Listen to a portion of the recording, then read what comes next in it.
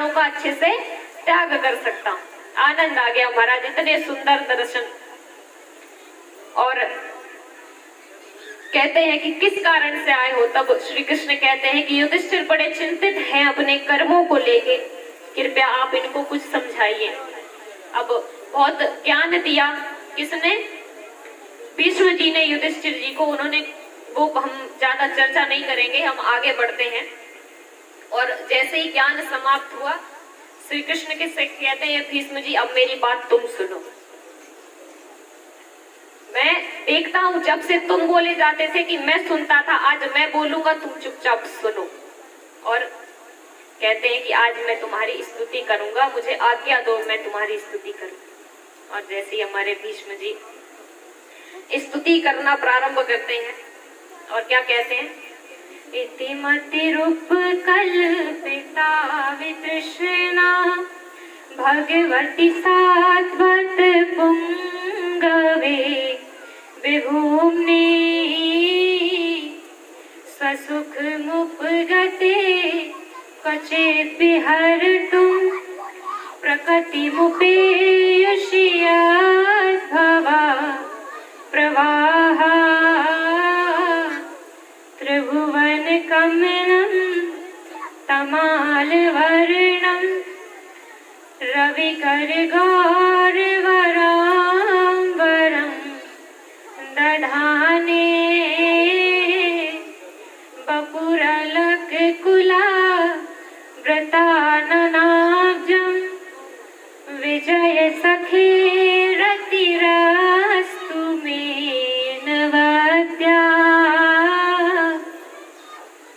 युधितुर्गर्जो विधूम्रवेश्वक चलुलिचित श्रमवार्यलां कृतास्ते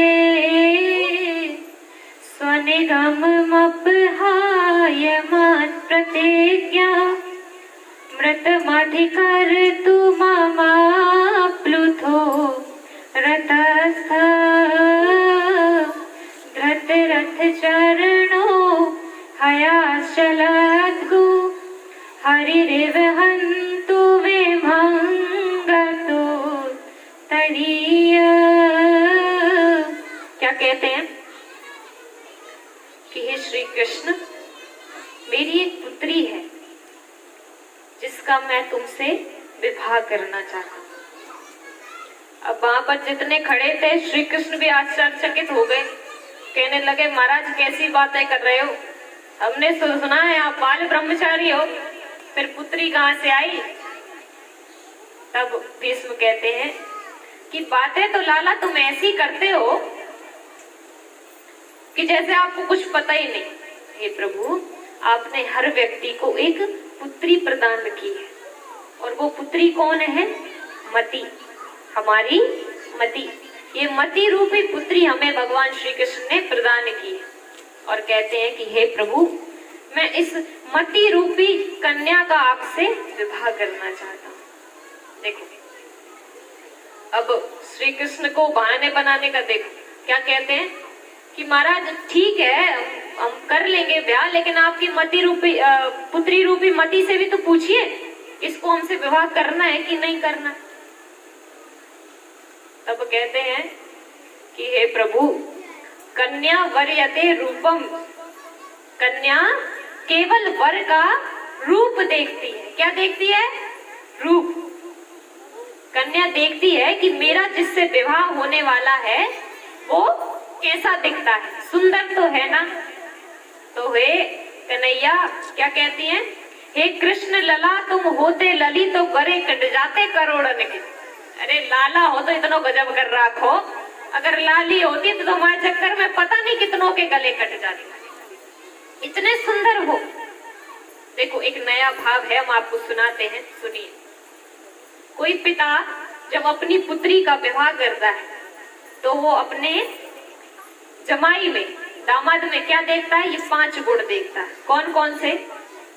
सबसे पहला स्वरूप, दूसरा शौर्य, तीसरा समझदारी, चौथा स्वभाव और 5वां स्नेह प्रेम।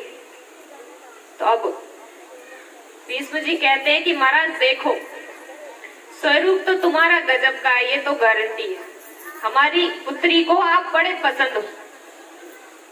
और रही शौर्य की बात, तो महाराज मैं देखता था रणभूमि में कैसे अर्जुन के एक इशारे पर आप रथ को यहाँ से वहां से वहां लेके चले जाते थे। और जो रज आपके चेहरे पे लगती थी वो सूर्य की किरणों में बिल्कुल स्वर्ण की तरह चमकती थी। इतना सुंदर रूप है, इतना सुंदर शौर्य है आपका। महाभारत का युद्ध गाय के खुर की तरह पार करा दिया तुमने। तुमसे बड़ा शौर्यवान कोई हो सकता है? बोलो बोलो। आगे क्या कहते हैं कि समझदारी मतलब बुद्धि। और कहते हैं कि महाराज आ जाओ, शांति से बैठ जाओ, उठ जाओ, एक बार में बैठ जाओ सब एक साथ। बहुत अच्छी स्तुति, हम बीच में डिस्टर्ब नहीं चाहते। आ जाओ, यहाँ पे बहुत स्थान है, आराम से बन जाएंगे आप सब। आगे खसक जाओ, हमारा चेहरा दिखता रहे, बस इतना खसक लो। सही बात, हमारा चेहरा नहीं देखेगा तो सुनने में आनंद नहीं आओ। इसी कारण से हमने कथा अंदर नहीं करवाई, क्योंकि जैसे ही हमें पता चला कि यहाँ पे नियम है कि स्त्रियों को मंदिर के अंदर प्रवेश वर्जित है, हमने कहा महाराज हम तो पहले महिला ठहरे, हम इतना अन्याय नहीं हो सकते अपनी जातियों के साथ। कर सकता है कोई? बताओ। हमने कहा हम कथा बाहर करेंगे, इसलिए करवाई। विराज जाओ दीदी। और भगवान कहते हैं कि समझदारी तो महाराज जो गीता का ज्ञान दे सकता है, उससे बड़ा बुद्धिमान, उससे बड़ा समझदार कोई हो सकता है? नहीं हो सकता। तो आप बहुत समझदार है। ये हो गए 3 गुण। आगे कहते हैं कि स्वभाव। ओ महाराज आपका स्वभाव, अर्जुन आपसे युद्ध में कहता था कि मेरा रथ वहां लेके चलो, मेरा रथ दोनों सेनाओं के बीच मध्य में खड़ा कर दो। और आप ड्राइवर बोल रहा है मालिक से, गाड़ी निकालो, मुझे बाहर जाना। यही हाल है। अर्जुन कहता है श्री कृष्ण की मेरा रथ लेके चलो, आप वहां लेके चले जाते हैं। इससे अच्छा स्वभाव किसी का हो सकता है? अहंकार किंचित मात्र नहीं है तुम में श्री कृष्ण। और क्या कहते हैं? स्नेही, तुमसे बड़ा स्नेही महाराज इस संसार में उत्पन्न ही नहीं हुआ। मैं जानता हूं एक बार क्या हुआ कि जब महाभारत का युद्ध प्रारंभ होने जा रहा था, तब दुर्योधन कौरवों की सेना की तरफ से और अर्जुन पांडवों की सेना की तरफ से भगवान के पास जाते और कहते हैं कि अब बताओ कि क्या निर्णय है, क्या निर्णय किया आपने? तब भगवान श्री कृष्ण कहते हैं कि एक तरफ मेरी सेना रहेगी और एक तरफ मैं स्वयं रहूंगा। लेकिन महाराज मैंने तो प्रण धारण, मेरे तो प्रतिज्ञा कर रखी है कि मैं पूरे युद्ध में, शांत हो जाइए, पूरे युद्ध में शस्त्र धारण नहीं करूंगा। दुर्योधन कहला हाँ, फिर तो तुम्हें आरती उतारने लेके जाएंगे ना, हम युद्ध में खड़े करके उतारेंगे तुम्हारी आरती। जब शस्त्र नहीं उठाओगे तो तुम्हें किस कारण लेके जाए हम? हमें सेना दे दो, हम सेना लेके चले जाएंगे। और दुर्योधन सेना लेके चला गया। भगवान श्री कृष्ण अर्जुन की तरफ ऐसे करके देखते, रह गए अकेले। अब जीतो युद्ध, कैसे जीतोगे? अर्जुन कहता है अरे प्रभु कैसी बात करते हो, जिनके साथ साक्षात आप हो वो युद्ध कैसे हार सकता है? चली गई सेना, मुझे कोई चिंता नहीं, मेरे साथ तुम हो श्री कृष्ण, मुझे किसी बात की चिंता नहीं। अब दुर्योधन जैसे ही कौरव सेना के बीच पहुंचा तो भीष्म और बाकी जो थे वो पूछने लगे कि क्या निर्णय किया श्री कृष्ण से। कहते हैं कि श्री कृष्ण की सेना हमारे पास है, श्री कृष्ण अर्जुन के पास, और श्री कृष्ण ने प्रतिज्ञा धारण कर रखी है कि वो शस्त्र नहीं उठाएंगे, इसलिए मैं श्री कृष्ण को लेके ही नहीं आया, मैं उनकी सेना लेके आया। पितामह भीष्म कहने लगे अरे वाह, प्रतिज्ञा कर रखी। हम भी प्रतिज्ञा करते हैं कि अगर हमने श्री कृष्ण को महाभारत के युद्ध में अगर शस्त्र धारण न करवा दिया तो मैं भी गंगा और शांतनु का पुत्र नहीं। क्या कहते हैं कि अगर श्री ठाकुर जी ने शस्त्र धारण नहीं किया तो मेरा शव उल्टा गिरे। इतनी बड़ी प्रतिज्ञा महाराज, इतनी कठिन प्रतिज्ञा श्री भीष्म जी ने ले ली। अब जैसे ही महाराज इतनी कठिन प्रतिज्ञा ली, अब जैसे हमारे श्री कृष्ण को पता चला, कहने लगे देखते हैं महाराज क्या होता है, युद्ध में क्या होता है। तब आगे जाके वसुदेव कहते हैं भीष्म जी कि वसुदेव कर चक्र न धरही तो तुमको मुख न दिखाऊं, और लाजत है मेरी गंगा जननी मैं शांतनु सुध ना कहूं। अगर मैंने श्री कृष्ण को महाभारत के युद्ध में शस्त्र धारण ना करवा दिया तो मेरा नाम बदल देना, मैं वचन देता हूं कि वो शस्त्र धारण करवाएगा। और महाराज अब जैसे ही आगे देखा तो जैसे ही युद्ध चलने लगा, युद्ध के 8-10 दिन निकल गए, धीरे धीरे कौरवों की सेना खत्म होने लगी। जैसे ही सेना खत्म होने लगी तो दुर्योधन टेढ़ी निगाह करके भीष्म जी की ओर कहता है क्या कि खाते तो हमारा है लेकिन काम हमारा नहीं करते, काम तो कहीं और ही किया जा रहा है। भीष्म जी कहते हैं ओए दुर्योधन क्या कह रहा है तू? अगर मुझे नमक हरामी करनी होती तो मैं पहले ही कर चुका होता, मैं पहले ही पांडवों की सेना में चला जाता, तू रोक सकता था मुझे? और देख तुझे मरने का इतना ही डर है तो अपनी पत्नी को भेज देना मेरे पास। मैं वादा करता हूं कि जब मैं संध्या करके उठूंगा तो अपनी पत्नी को मेरे पास भेज देना, मैं आशीर्वाद दे दूंगा, तू कभी नहीं मरेगा। दुर्योधन बस यही तो मैं चाहता था, आप थोड़े गर्म हो जाओ, ठंडे मत पड़े रहो, आप बड़े ठंडे पड़े रहे, थोड़े गर्म हो जाओ महाराज। बोले अब जैसे ही हमारा तो भगवान जय जय है, जैसे ही हमारे श्री कृष्ण को पता चला कि भीष्म जी आशीष देने वाले, आशीर्वाद देने वाले, अगर दे दिया तो महाराज पांडवों को कोई नहीं बचा सकता। तो महाराज हमारे श्री कृष्ण क्या करते हैं कि क्यों ना ऐसा हो कि ये जो वरदान है, जो आशीर्वाद है, वो द्रौपदी को मिल जाए। तो हमारे श्री कृष्ण क्या करते हैं, ऊंची धोती पहनते हैं, सिर पे पगड़ी बांधते हैं, स्वाफा बांधते हैं, ऐसे गमछा डाला और ये लालटेन लेके चले महाराज द्रौपदी के कक्ष में। अब जैसे ही द्रौपदी, ध्यान से सुनिए, इधर देखिए, अब जैसे ही द्रौपदी के कक्ष में पहुंचे, सो रही थी द्रौपदी सुधा, जाके चुपचाप से अंगूठा खींच दिया। द्रौपदी एकदम से उठी, बोली कौन है, कौन इतनी मध्यरात्रि में मुझे उठाने आ गया, कौन है? बोलते चुप हो जा, बोल मत, आवाज मत निकालती हो, मेरी बात सुन, अगर तू सोती रहेगी ना तो तेरा भाग्य भी सोता रहेगा, जल्दी उठ। अरे बोली कृष्ण तुम हो, अरे इतनी मध्यरात्रि में आने का क्या कारण है, क्यों आए हो?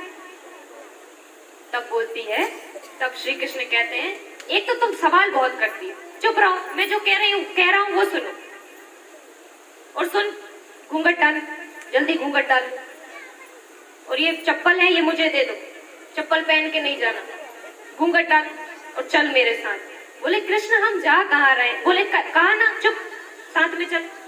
अब जैसे ही लेके जाने लगे तो महाराज कहा कि सुन, रास्ते में कह रहे हैं जा रहे हैं, और कहते हैं सुनो, जाके भीष्म जी के सामने बैठ जाना, भीष्म पितामह के सामने जाके बैठ जाना, घूंघट डाले रहना, और जब तक 3 बार आशीर्वाद ना दे तब तक पैर मत छोड़ना। और हाँ, कोई पूछे कि किसके साथ आई हो तो कह देना रात्रि है, अकेली तो आ नहीं सकती, मैं अपने नौकर के साथ आई हूँ। मेरी जबान फिसले में तुम्हें नौकर बोलूंगी? अरे जो तुझे बोलना बोल देना, लेकिन ये मत कहना कि मैं श्री कृष्ण के साथ आई। बोली ठीक है। अब जैसे ही जाने लगे तो द्वारपालों ने कृष्ण को तो बाहर ही खड़ा कर दिया और द्रौपदी जाके भीष्म पितामह के पास बैठ जाती। हाँ, इधर जल जाएगा, इधर देखो। जैसे ही पास जाके बैठ जाती हैं तो जैसे ही महाराज हमारे पितामह भीष्म क्या, जैसे ही उनकी माला समाप्त होती है, अपनी माला को आंखों से लगा के और रख देते हैं। और जैसे ही आंखें खोलते हैं तो सामने एक घूंघट में एक स्त्री बैठी हुई। कहने लगे कि ये वही है। कौन? दुर्योधन की पत्नी। आज मैंने इनसे कहा था कि मैं आशीर्वाद दूंगा, इसलिए इनको ले आओ।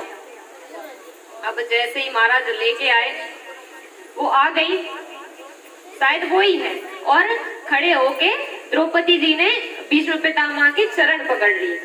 और जैसे ही चरण पकड़े, शान इधर देखो, अलग से पंचायत बैठा देंगे हम, फिर करना बात। सामने सुनो क्या बोलते हैं कि जैसे ही हमारी द्रौपदी जी ने चरण पकड़े, हमारे भीष्म पितामह कहते हैं सौभाग्यवती भवा, पैर नहीं छोड़े। फिर कहा सौभाग्यवती भवा, पैर नहीं छोड़े।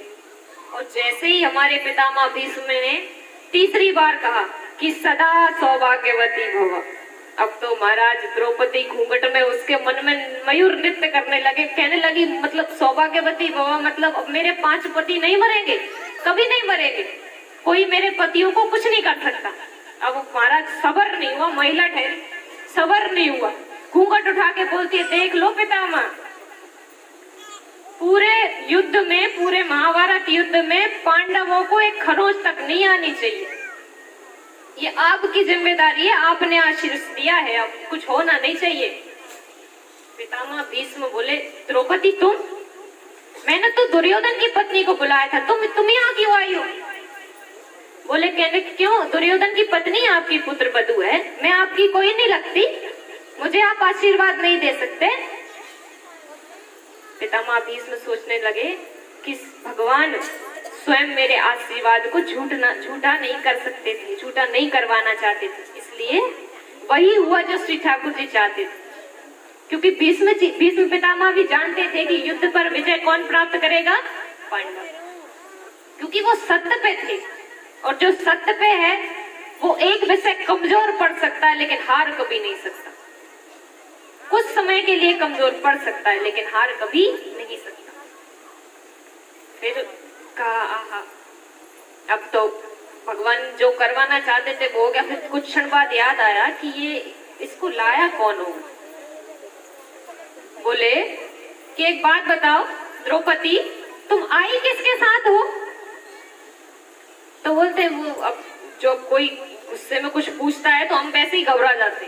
द्रौपदी घबरा गई, बोली मैं आई तो अकेली नहीं, मध्यरात्रि है, मैं अकेली तो नहीं मैं आई तो। क्या बोले जा रही हूँ, क्या कह रही हूँ, किसके साथ? वो मैं गोपाल भैया के साथ आई। बोले अच्छा, कौन गोपाल भैया? बोलते अपने गाय चराने आता है, उस गोपाल भैया के साथ आई। बोले अच्छा, चल हमें तो दर्शन करा दे तेरे गोपाल भैया के, हम भी तो देखे ऐसा कौन सा गोपाल भैया हो गया उत्पन्न कि तू उसमें इतना साहस आ गया कि वो तुझे मेरे पास लेके आ गया। बोले नहीं वो तो ऐसे ही गाय चराता है, आप उसके पास क्या मतलब, छोड़ दीजिए कोई बात नहीं। बोले नहीं चलो दिखाओ। अब जैसे ही महाराज वहां से पितामह भीष्म जय घोष करते आ रहे हैं। कैसे? कौन है गोपाल भैया? हमारे ठाकुर जी ऐसे बैठे हुए। अब जैसे ही आवाज सुनी तो पहले तो बेचारे पीछे के पीछे लुढ़क गए, पीछे के पीछे गिर गए। बोलने लगे कि इनको किसने बता दिया कि मैं साथ, ये द्रौपदी, इसके पेट में कुछ रहता ही नहीं, बोल दिया होगा कि मैं लेके आया हूँ, मेरे साथ बोल दिया होगा, इसलिए वो गुस्सा कर रहे हैं। अब तो जैसे आया कि कौन है गोपाल भैया, हमारे भक्त ठाकुर जी ऐसे खड़े हैं पितामह भीष्म के सामने, ऐसे करके ऊपर किया चेहरा और कहने लगे कि तेरे गोपाल भैया को मैंने कहीं ना कहीं तो देखा जरूर है। थोड़ा लालटेन ऊपर किया, लो तेज की और देखने लगे कि ये जो गोपाल भैया है इसको मैंने कहीं ना कहीं तो देखा। तो हमारे पितामह भीष्म ने क्या किया, हमारे श्री कृष्ण के सर पे जो स्वाफा बंधा हुआ था, पगड़ी बंधी हुई, तो उसको निकाल दिया। अब जैसे ही उसको निकाला तो हमारे श्री कृष्ण का सबसे अच्छा आभूषण क्या है जिसकी वजह से हम उनको पहचान लेते हैं? मोर का पंख।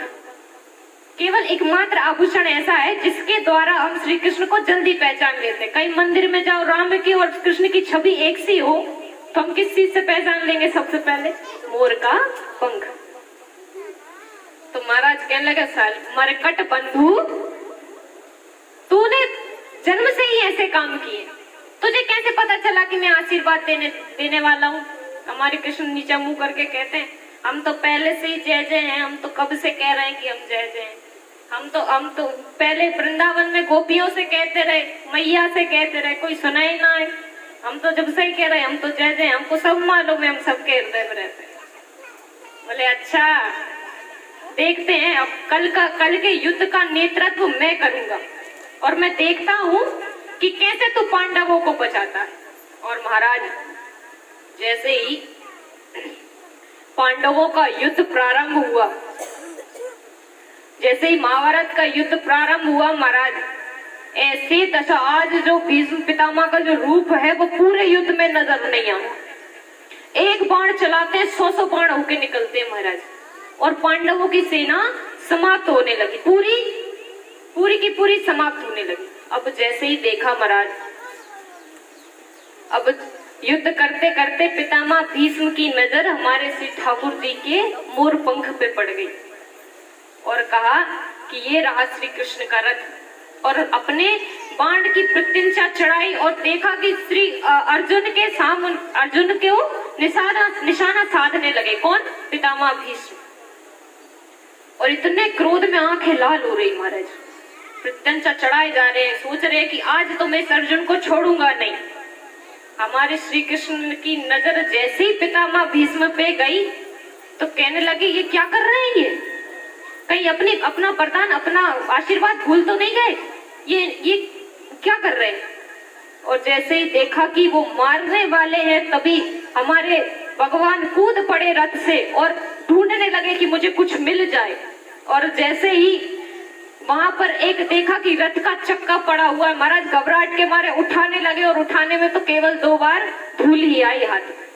और जैसे ही रथ का चक्का उठाया और दौड़े भीष्म पितामह की ओर उनको मारने के लिए, तब पितामह भीष्म ने देखा कि श्री कृष्ण ने शस्त्र उठा लिया और हमारे श्री कृष्ण के चरणों में पितामह ने प्रत्यंचा ढीली की धनुष की और रख के चरणों में बैठ गए। बोले महाराज क्या हुआ? और जोर से क्या कहा? ताली बजाने लगे। वाह वाह वाह वाह वाह वाह। क्या कहे थे? आप कहो मैं शस्त्र बिना भूमि हरो सब वार। आपने कहा था कि मैं शस्त्र बिना ही भूमि का भार हरूंगा। क्या है महाराज? शस्त्र उठाए हाथ में, खड़े हैं महाराज श्री कृष्ण। और क्या कहा था कि अगर मैंने अगर आपको जो शस्त्र है वो धारण करवा दिया तो आपने क्या कहा था कि मैं भी वसुदेव का पुत्र नहीं। तो महाराज आप बताओ आपके कितने पिता हैं? तो हमारे श्री कृष्ण भगवान क्या कहते हैं? महाराज हमको तो जगत पिता कहा जाता है। कोई कहे देव वसुदेव को पुत्र और कोई कहे नंद बाबा को पुत्र। हमने तो महाराज पिताओं के ठिकाने नहीं। और कहते हैं डार चक्र हरि हंस पड़ो दियो उत्तर ब्रजराज आज तजी प्रतिज्ञा मोरी मैं तोरी प्रतिज्ञा काज। क्या बोलते हैं कि अरे मैंने आज अपनी प्रतिज्ञा तजी है केवल तुम्हारी प्रतिज्ञा को बनाए रखने के। भगवान वही करते हैं, अपना मान टले टल जाए भक्त का मान ना टलते देखा। आज श्री कृष्ण कहते हैं कि मैंने अपनी प्रतिज्ञा केवल तुम्हारी प्रतिज्ञा को बचाने के लिए तोड़ी है। तब भीष्म पितामह कहते हैं कि तुमसे बड़ा प्रेमी कोई हो सकता है? बताओ, इतना प्रेम करते हो, तुमने मेरी प्रतिज्ञा के पीछे अपनी प्रतिज्ञा तोड़ दी थी, इतना प्रेम। तो हे प्रभु, आज मैं आपसे प्रार्थना करता हूं कि मेरी मति रूपी पुत्री का विवाह आपसे मैं करवाना चाहता हूं। आपसे